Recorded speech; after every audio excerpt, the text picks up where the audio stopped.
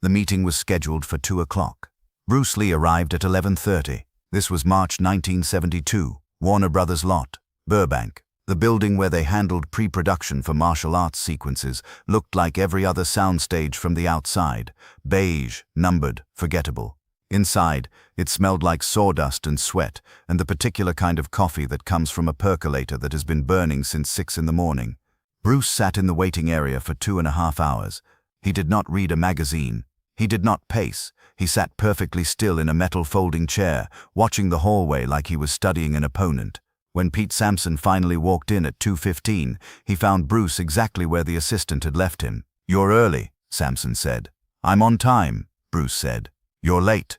Sampson was 41 years old. He had coordinated stunts on 17 features. He had doubled for Burt Lancaster twice.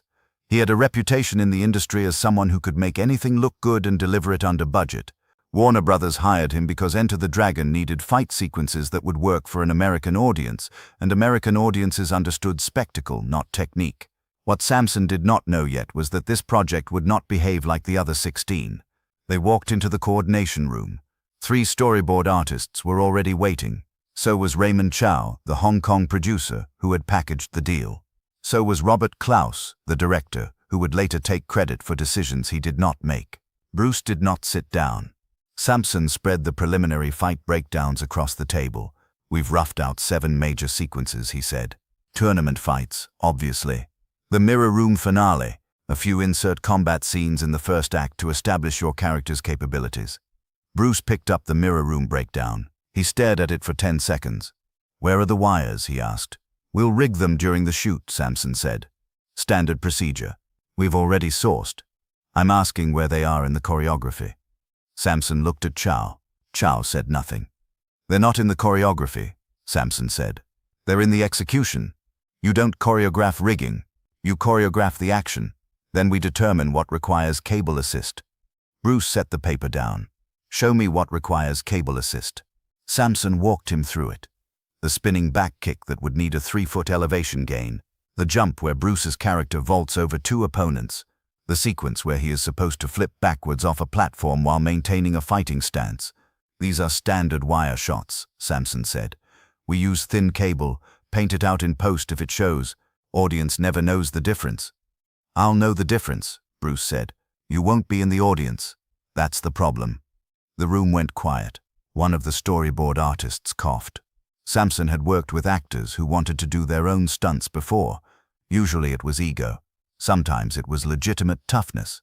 Either way, you nodded, let them try, then brought in the professionals when they realized that wanting to do something and being able to do something were not the same thing. "Look," Sampson said, "I appreciate that you've got martial arts experience. I've seen your work. You're fast. But film stunts are a different animal. There's timing, there's camera angles, there's safety protocols. The wire work isn't about whether you can do the move. It's about whether you can do it 12 times in a row, same speed, same trajectory, while hitting a mark the size of a dinner plate."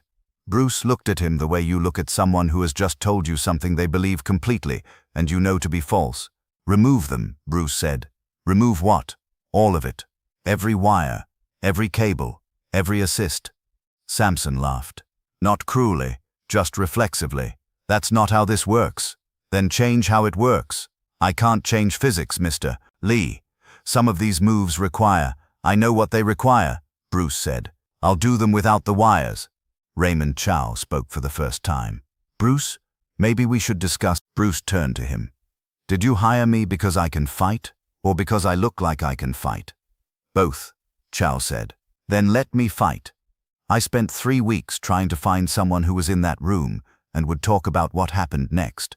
The accounts conflict in small ways, who was standing where, what Klaus said, whether Bruce raised his voice, but every version agrees on one thing: Sampson did not back down. "You want to kill yourself? That's your business," Sampson said. "But I'm the stunt coordinator. My name goes on this production, and I'm not signing off on sequences that put an actor at risk because he's got something to prove." Bruce smiled. It was not a friendly smile. "You think this is about proving something," he said. "Isn't it?" "No. It's about the audience believing what they see. If I'm on wires, I'm not moving like a fighter. I'm moving like an actor pretending to be a fighter. The audience might not know why it feels wrong, but it will feel wrong. They won't know the difference, Samson said. They will. They just won't have the language to explain it. Samson folded his arms. Every martial arts film uses wires. Every single one. Shaw Brothers, Golden Harvest, all of them. It's part of the vocabulary. I'm not making a martial arts film, Bruce said. I'm making a film about martial arts. There's a difference. Sounds like semantics to me. Then you're not listening.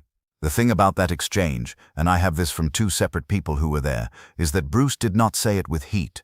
He said it like he was explaining something simple to someone who would eventually understand if he just kept explaining. There was no contempt in it, just certainty. Samson turned to Klaus. Bob, you want to weigh in here? Klaus looked like a man who had just realized he was standing between a wall and something moving toward it. I think, Klaus said slowly, we should see what Bruce can do. Then we can make an informed decision. You want a demonstration? Bruce said. It was not a question. It would help, Klaus said. Bruce looked at Samson.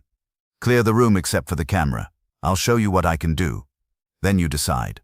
10 minutes later, they had a 16mm Bolex set up on a tripod. Samson, Klaus, and one camera operator stayed. Everyone else was sent out. Bruce walked to the center of the empty soundstage. He took off his shoes. He did not stretch. He did not warm up. He just stood there in a t-shirt and slacks, waiting. What do you want me to shoot? The camera operator asked. Everything, Samson said. Bruce moved. What happened next is difficult to describe if you were not there. I have spoken to 4 people who saw it. All of them struggle with the same problem. The vocabulary we have for describing human movement assumes certain limitations.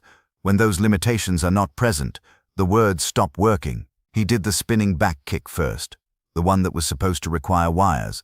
He did it from a standing position, no run-up, and his foot reached a height that should not have been possible from a man 5'7" and 135 pounds. More importantly, it reached that height while maintaining speed. The kick did not float. It did not hang. It snapped out and snapped back like something spring-loaded.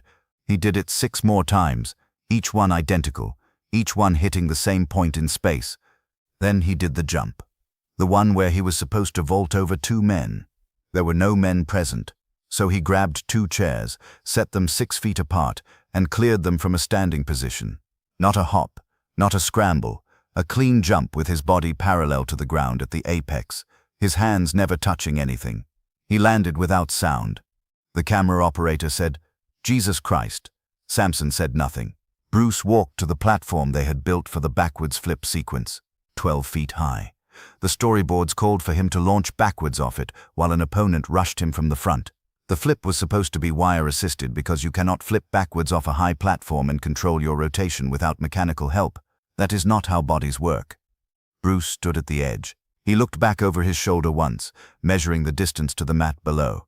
You don't have to, Samson started. Bruce flipped. He went straight back, body tight, rotation controlled. 1 full flip.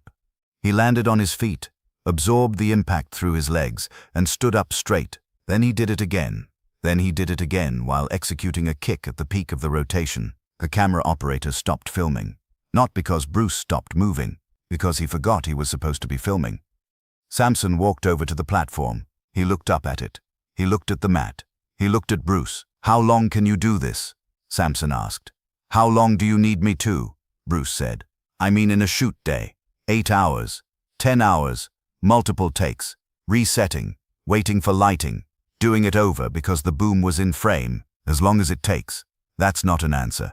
Yes, it is. Samson rubbed his face. This doesn't make sense. The energy expenditure alone. I train differently than you're used to, Bruce said. Apparently, they stood there for a moment. The soundstage was huge and empty, and the sound of their breathing was the only noise. Why does this matter so much to you? Samson asked. Bruce considered the question. When he answered, his voice was quieter than it had been in the meeting. You know what people see when they watch a kung fu movie? Bruce said.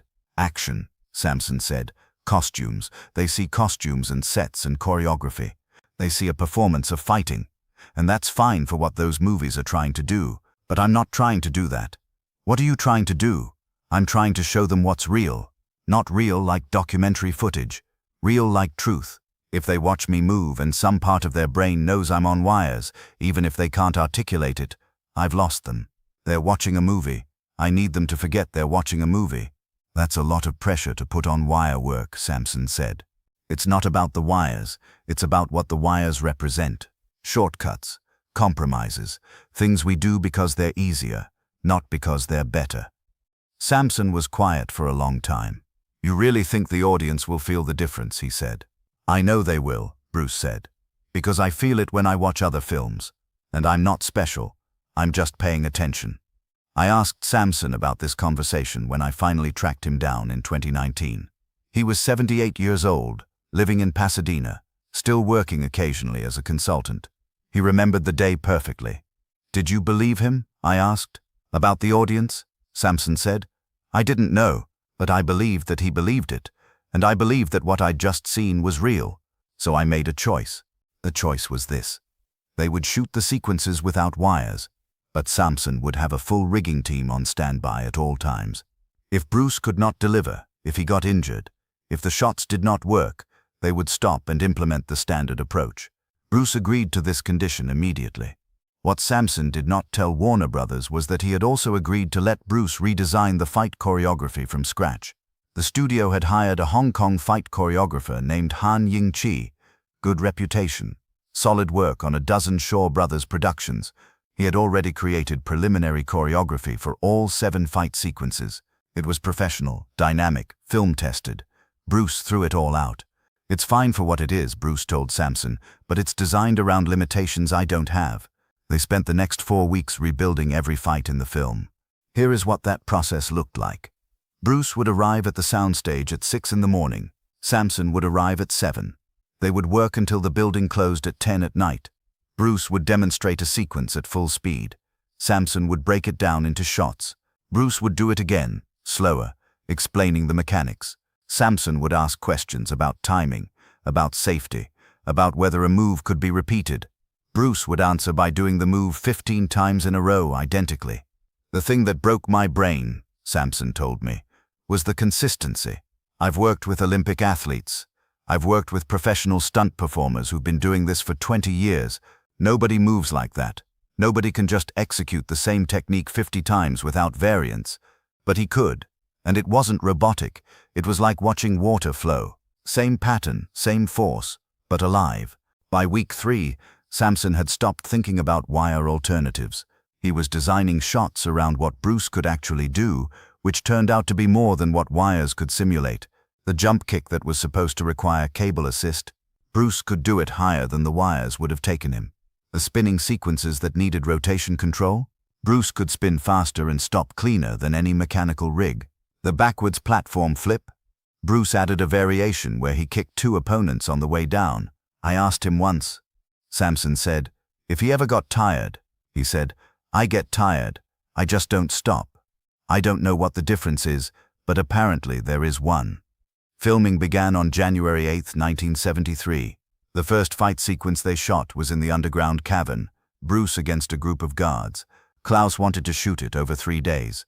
Bruce did it in 1. Samson had rigged crash pads, breakaway props, safety zones. He had medics standing by. He had backup performers ready to step in. He used none of it. Bruce moved through the sequence like he had been doing it for years. Every kick landed exactly where it needed to land. Every punch pulled at exactly the right distance to look devastating without making contact. Every fall, every roll, every piece of physical action timed perfectly to the half-second. Cut, Klaus called after the first full take. Everyone waited for the notes, for the adjustments, for the second take that would fix whatever small thing had gone wrong. We got it, Klaus said, moving on. The stunt performers looked at each other. In film production, you do not get complex fight sequences in 1 take. You do not get them in 5 takes. You break them into pieces. You shoot coverage. You protect yourself in editing. But Klaus had watched the playback. There was nothing to protect. The take was perfect. They shot the entire cavern sequence in 11 hours. The mirror room fight was scheduled for 2 weeks. They finished it in 4 days. The tournament fights, the centerpiece of the film, 40 minutes of screen time, were blocked for a month. They wrapped in 16 days. Samson stopped bringing the wire rigging to set after the first week. There was no point. Bruce was doing things the wires could not have done anyway. I remember watching him film the scene where he fights O'Hara, Samson said. That's the one where he does the jump kick, and O'Hara goes flying backwards. We had planned to use wires for the kick and a jerk-back rig for O'Hara's reaction. Bruce said no. He said he could control the kick precisely enough that Bob Wall, that's who played O'Hara, could react naturally, and it would look right. I thought he was insane. We did one rehearsal. Bruce kicked, stopped his foot 1 inch from Wall's chest.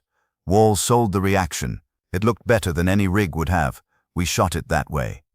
There is a specific moment in Enter the Dragon that lives in film history now. It is the scene where Bruce is surrounded in the underground chamber. He is alone. He has no weapons. He is outnumbered 20-1. He moves through them like wind through grass. That sequence was not storyboarded. It was not pre-planned. Bruce choreographed it the night before, taught it to the stunt performers in 2 hours, and shot it the next morning in 3 takes.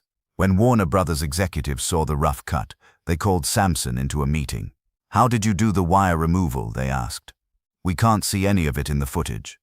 "There are no wires to remove," Samson said. They did not believe him. They asked for the rig receipts, the safety reports, the coordination logs that would show wire setup and breakdown. Samson showed them blank forms. "He just did it," Samson said. One of the executives said, "That's not possible." "I know," Samson said. "I watched it happen, and I still don't think it's possible, but it's what happened." Enter the Dragon was released on August 19, 1973. Bruce Lee had died 1 month earlier. He never saw the completed film. He never saw the audience reaction. He never knew that the choice he made in that soundstage meeting would change action cinema permanently. But here is what he did know. He knew the difference between what looks real and what is real. He knew that audiences are smarter than we give them credit for. He knew that the human body, trained correctly, is capable of things that seem impossible right up until someone does them. "I think about that project a lot," Samson told me in 2019. "I've worked on 100 films since then. Bigger budgets, bigger stars, more advanced technology, and none of them have come close to what we did in those 2 months. You know why?" I asked why. "Because we didn't fake anything. We couldn't. Bruce wouldn't let us. And when you can't fake it, you have to find another way. The other way is usually harder. It's usually more expensive. It's usually more risky. But if you can pull it off, you make something that doesn't disappear. You make something that stays." Samson died in 2021. Before he passed, he sent me a file. It was the footage from that demonstration in March 1972, the 16mm camera test, where Bruce proved he did not need wires. I have watched it probably 50 times now. Every time I notice something new. The way he breathes between techniques, the way his weight shifts before a jump, the microscopic adjustment he makes mid-flip to control his rotation. But what I keep coming back to is something Samson said in one of our last conversations. "You watch that footage," he said, "and you think, that's a guy who can jump really high and kick really fast. Impressive, but just physical ability. But that's not what you're actually seeing. What you're seeing is someone who has eliminated every unnecessary element between intention and action. Most people, there's a gap. They decide to move, and then they move. With Bruce, there was no gap. The decision and the movement were the same thing. That's not training. That's something else. I don't have a word for it. Neither do I, but I know what it looks like on film. It looks like the truth.